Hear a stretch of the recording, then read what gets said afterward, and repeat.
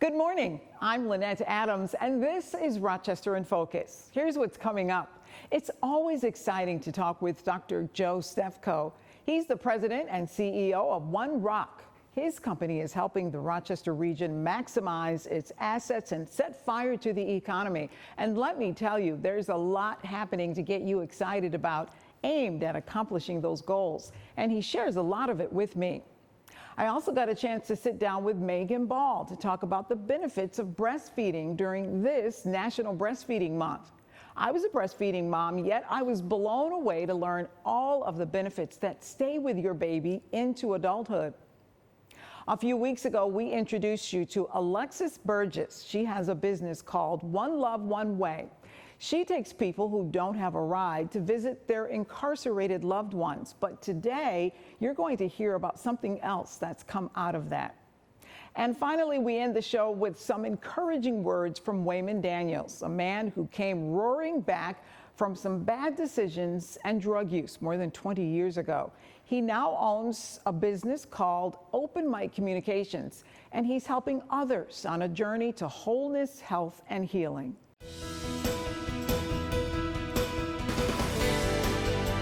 We are sitting down today with Joe Stefko. He is the president and CEO of OneROC.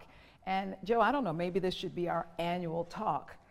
It was about a year ago that we first sat down, and you shared some exciting things that are happening behind the scenes that OneROC is involved with, not only in Rochester, but regionally. So I want to catch up with you and see what's happening because there's a lot going on. And you talked about momentum. Talk about that. Momentum is huge. Momentum is palpable. We're really excited in the 6 years since OneROC, formerly ROC 2025, was created to be our regional economic alliance and really inject more coordinated capacity building resources into all of our alliance partner organizations. We've really begun to see the fruits of those investments starting to grow, whether it's project activity at our partners at Greater Rochester Enterprise, business growth activity going up significantly, talent attraction efforts that are led by Greater Rochester Chamber of Commerce really bearing fruit. We just last night celebrated the inaugural class of Retain, which is a partnership with Monroe County, which encourages and invests in young professionals to have them stay here in the region. Just quickly remind us of OneROC's mission again.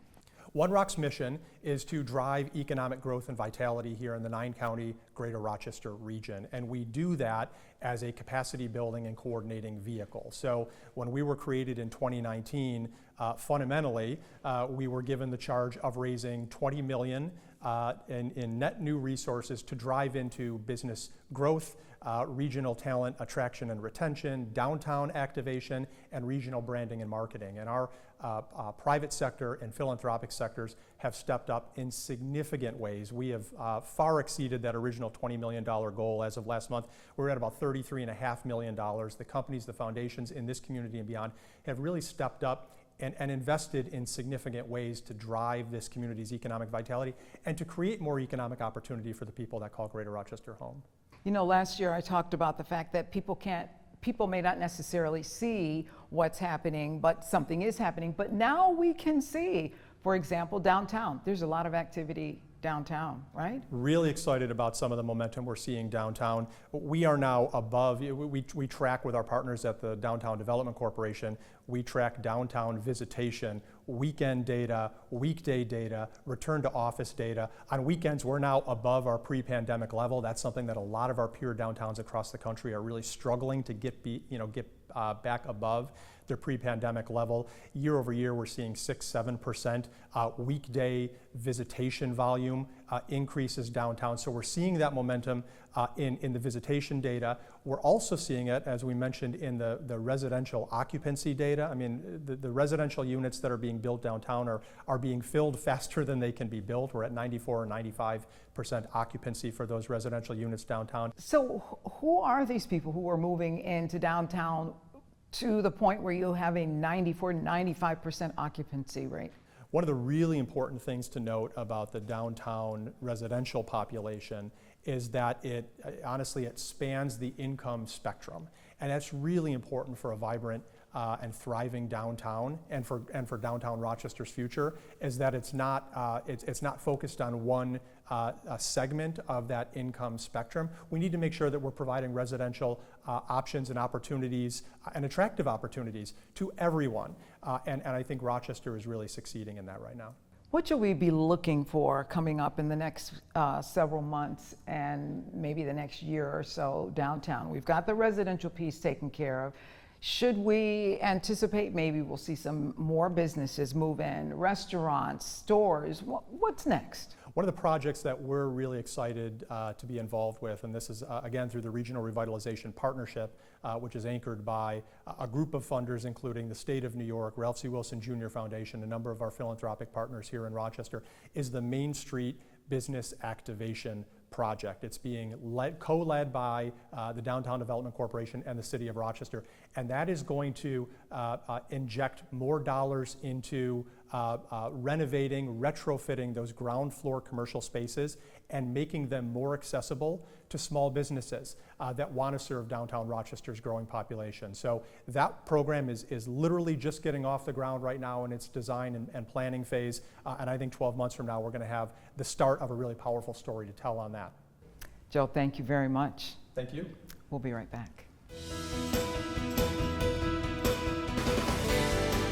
August is National Breastfeeding Month, and we want to talk about the importance of breastfeeding. And joining me today to have this conversation is Megan Ball, who is an RN as well as an international board certified lactation consultant with Highland Hospital.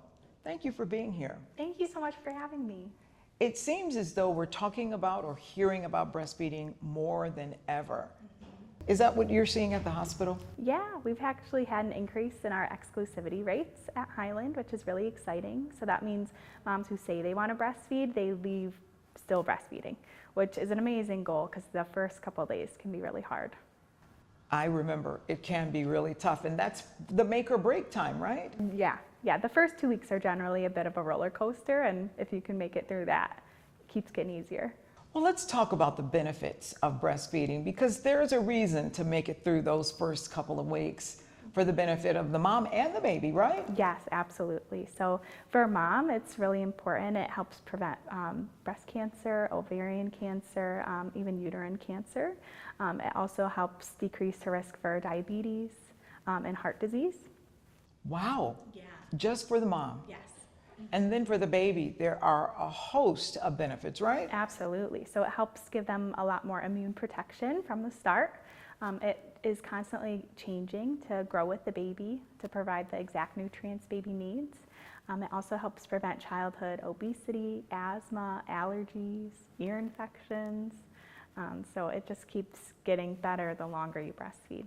And let's also talk about, I was a working mom as well as a breastfeeding mom, and boy, was it a challenge.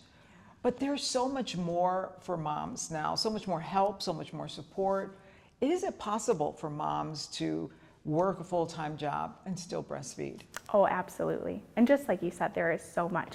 Now, we're really lucky with the development of breast pumps. Now, a lot of moms are getting wearable pumps or a pump with a battery pack where it can really support them with whatever their job is. So if they're on the go or wherever in the office, wherever they are, they can continue their breastfeeding journey even when they're separate from their baby. Let's talk about length of time, because that's another dilemma that moms have. What is the recommendation in terms of how long you should breastfeed? Absolutely. So the goal is really 1 year. That is how long our goal of breast milk is. And then like optimal would be 2 years. From your experience, is breastfeeding something that most moms can do? It is something most moms can do with the right support, the right education. Most moms can be really successful.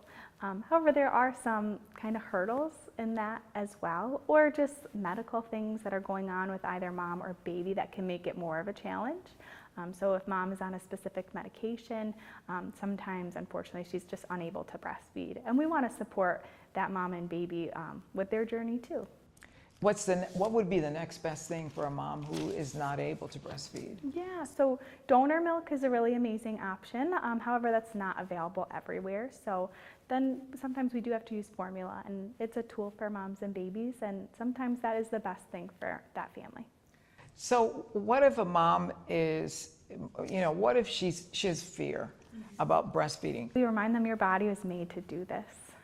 You made this baby, and now you're going to make enough for this baby. And I always tell them, if I'm worried, I'm going to tell you. I don't want to keep that a secret, or I just want to be there to support them and just keep being positive and telling them that you have enough for your baby, and your baby's going to let us know if they're struggling. And one of the caveats is it helps you get back in shape quicker, right? Yeah. That is a wonderful blessing of breastfeeding. Yeah, they generally recommend about 500 extra calories a day while you're breastfeeding, because it really is a really large body expenditure to provide all the nutrition your baby needs. So it also helps your uterus contract down after childbirth, which is a great feeling too. If anyone is watching this, any moms to be, perhaps, if they have questions, how can they get more information? Yeah, absolutely. We are lucky here in Rochester. We have so much support for breastfeeding. So they can reach out to Highland Hospital, our lactation department. We have a phone number and a website. They can also, there's the Rock City Lactation Free Support Groups. And the U of R does have a breastfeeding medicine clinic as well. Excellent. Yeah. Thank you. I hope that moms, I hope that you'll consider breastfeeding, and we'll be right back.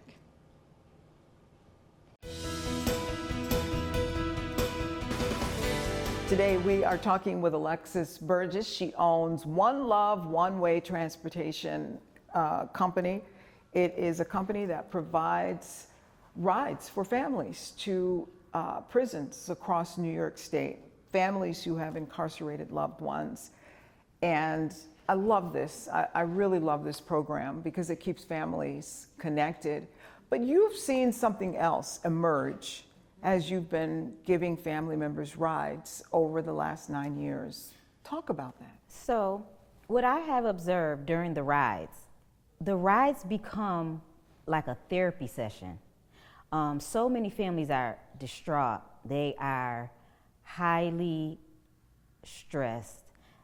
They have so many different barriers against them to see their loved one. Just having a loved one, I don't know if you have personally ever been through it, but having a loved one incarcerated can really take a toll on a family, financially, emotionally, spiritually, physically. During the rides, what I've observed is they need a lot more support. They need more support other than just the transportation. And what I came up with during prayer and fasting, I came up with the idea of starting a mental health group initially it was a mental health group for previously incarcerated Black men and their families. I then had to kind of broaden the name, because what was happening was men wanted to come and participate, but they felt like they had to have been incarcerated first. And I was like, no, I don't want you to think that that's a requirement to come to this mental health meeting. So I then changed the name to mental health, to therapeutic kickback, uplifting the Black man. It's for incarcerated Black men, or if you've never been incarcerated at all. And what happens in those meetings? So in these meetings, I facilitate them once a month at a barbershop. I picked a barbershop because I understand that barbershops are a safe haven for men. A lot of men come to barbershops and open up, they talk. A lot of barbers are somewhat like therapists. So I facilitate these meetings once a month in a barbershop, and at these meetings, I have them catered by a Black chef, someone in the community. I've already collaborated with at least maybe 8 or 9 Black chefs in our community. I also have a collaboration with Pure Aesthetics, Jessica Hilaire, who is a licensed esthetician, where she provides them 10-minute free facials to help them relax and just to help them calm themselves. And then we have a 2-hour to 2.5-hour discussion where I also have a mental health therapist on site. or either a counselor on site. And this is a monthly meeting where they can come and talk about whatever? I mean, So what's it's the format? So it's a monthly meeting. They can come and talk about whatever's on their mind, but I try to have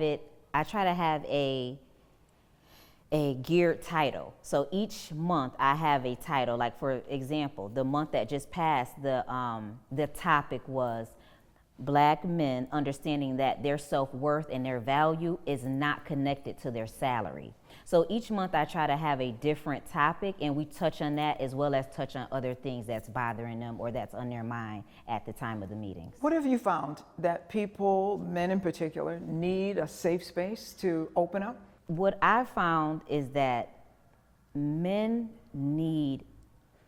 they are in need of a safe space. They typically don't open up, but what I have observed is that they trust these meetings. They open up in these meetings. These meetings are very impactful, and they're appreciative of them. How can people find out more? How can people join you? So right now, it's either by word of mouth. I usually, I do a lot of my marketing and promoting on Facebook. On Facebook, you can find me my name is Alexis Burgess. I do a lot of marketing and promoting with my flyers, so I try to have them out at different barbershops, different areas in the community, different stores. I'm also on Instagram, and on Instagram, you can look me up under One Love, One Way. I have you can find me through you can contact me through email. My email is oneloveonewayllc@gmail.com. Alexis, thank you for being here. This is phenomenal what you are doing. I know that it's blessing families and men, and it is enriching our community. Thank you. Thank you for having me. And we'll be right back. Today I'm talking with Waymon Daniels. He is the owner of Open Mic Communications. It's his company, and it has been a journey to where he is today, but he is a success story. And I want to share his story with you. Thank you for joining us to tell us about your life and Open Mic Communications. Well, thank you for having me. Let's talk about this business. What is Open Mic Communications? Well, it's a business talking about personal development that leads to leadership. A lot of people don't work on personal development, and I believe that that's something that we need to get back to, because it all starts with you. And once you understand and be comfortable with you, you can become that leader that we know you can be. And you know what you're talking about. Your life has been, you've been on a journey. You just shared with me for 25 years, a journey of personal development. Talk about that, and what made you decide to really work on yourself to be what you wanted to become? The 25-year journey started when I didn't know who I was, didn't know who I wanted to be, didn't even understand my gift. I was following the community norm, being a bully, being taken advantage of, using drugs and gang banging and doing crime. Ended up going to prison. And I never forget, I was before the judge, and my moms and my dad were sitting in the back of the courtroom. And the judge said 20 years. I'm like, yo, bro, I didn't kill nobody. But I looked at my mother. I said, man, you let her down.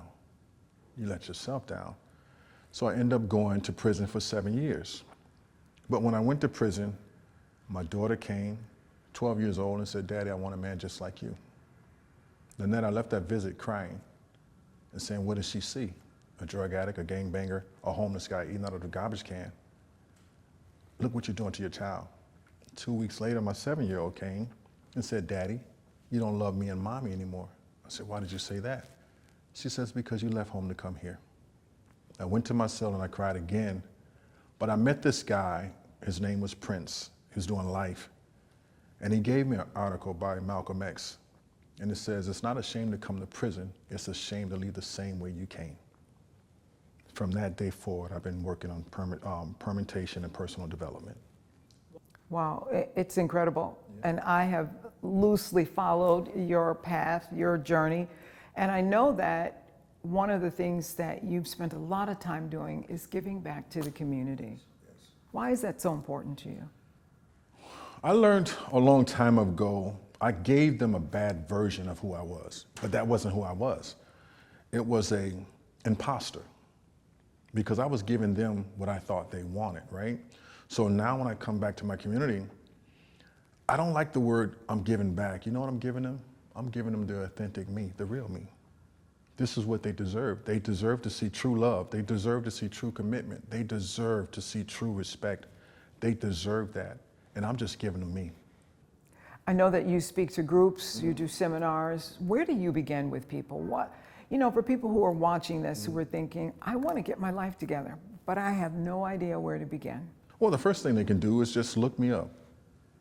Call my phone number. I put my number out there, put my email address out there. Just give me a call and let's just talk.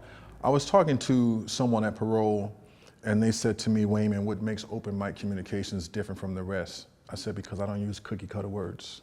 I have a passion. I love my people. I love my community. I said, what makes open mic communications different, Lynette, is you. And she says, why? I says, because you're taking the time to listen to me and no one else, and you didn't kick me out your office. That's what makes us different, because we can get to you right where you at. It sounds like to me you're saying anybody can change if you want to. You can. I was at Parole for the Gun Involved Violence Elimination, speaking to parolees and probationers, right? And I asked them a question. How many people want a job? Everybody raised their hand. And guess who's hiring? Change. Change is hiring. The benefits are great. You get all the roles that you need. You just have to be willing to change, right? So it starts with you. My language has to change. My demeanor has to change. I have to stop ice grilling people. I have to let people in, even when people reject me.